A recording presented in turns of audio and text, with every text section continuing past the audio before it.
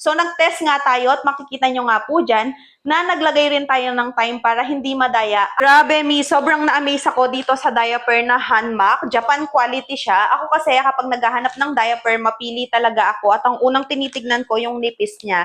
Gusto ko kasi manipis lang siya dahil ayoko yung diaper na parang ang kapal-kapal na, hindi pa sinusuot or hindi pa nalalagyan ng wiwi. Feeling ko hindi komportable yung baby kapag makapal ka agad yung diaper.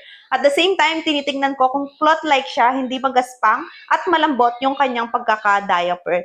And etong garter niya, tinitingnan ko rin yan kung maganda ba yung pagkaka-garterize niya at the same time, yung pinaka-tape niya kung hindi plastic. Gusto ko kasi yung ganitong klase ng tape para once mabasa man yan, hindi basta-basta naaalis. At eto pa, yung kanyang leak guard. So ayan, yung garter dito sa gilid. Yan, unang tinitingnan ko rin yan. At the same time, syempre, kung fast absorbent ba yung diaper at quick dry din. So nag-test nga tayo at makikita nyo nga po dyan na naglagay rin tayo ng time para hindi madaya at nagbuhos na rin tayo dyan ng tubig at makikita nyo na sobrang dinamihan ko talaga yan. And after 1 minute, nagulat ako na absorb na kaagad nitong diaper yung tubig.